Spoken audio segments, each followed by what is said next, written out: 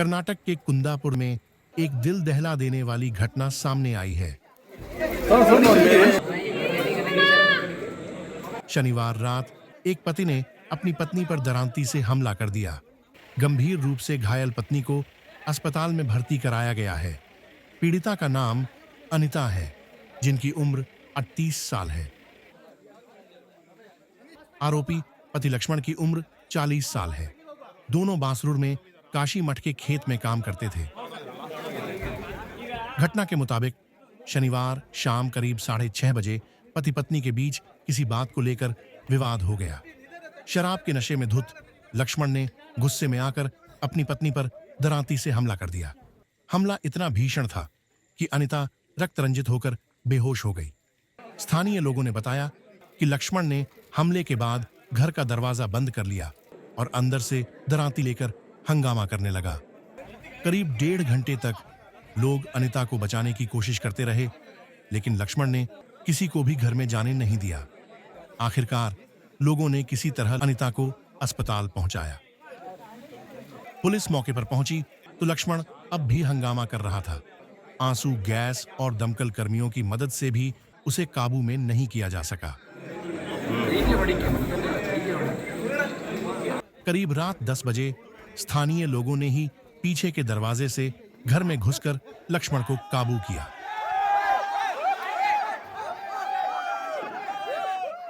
फिलहाल पुलिस मामले की जांच कर रही है। साहिल ऑनलाइन ब्यूरो।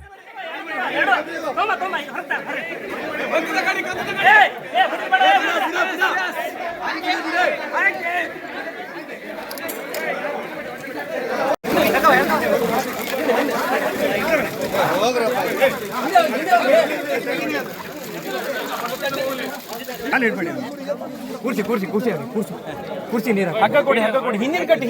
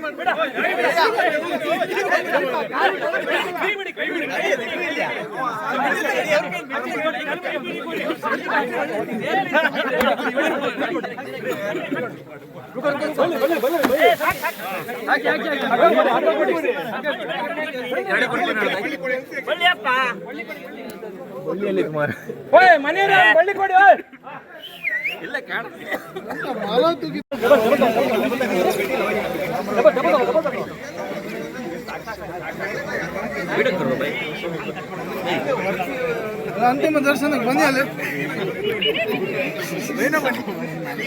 भले बंदे ना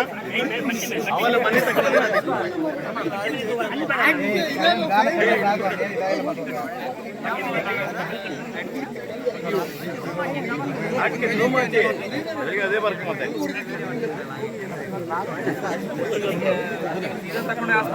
ಉಚ್ಚಾಟಿಕೆ ಮಾಡೋ ಸರ್ ಉಚ್ಚಾಟಿಕೆ ಮಾಡ್ತಾನೆ ಸೀದಾ ಆಸ್ಪತ್ರೆ 100 ಮಾಡ್ತಾನೆ ಸರ್ ಅಲ್ಲಿ ಕಟ್ಟಿ ಸ್ಟೇಷನ್ ಕಟ್ಟಿ ಎಂದು ಹೋಗ್ರೆ ಸೈಕ್ ತರ ಮಾಡ್ತಿದ್ದವ ಹೌದು ಆಸ್ಪತ್ರೆ ಆಗಬೇಡಿ ಸ್ಟೇಷನ್ ಸ್ಟೇಷನ್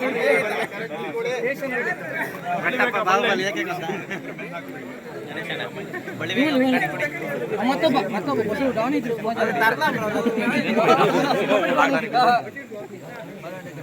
ಬೇಬಿ ಇಸ್ಕೊ ಬಂದಿರಕಂತ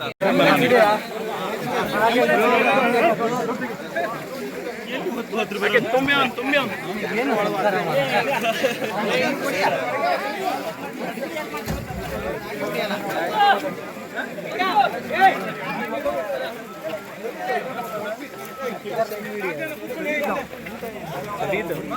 सरी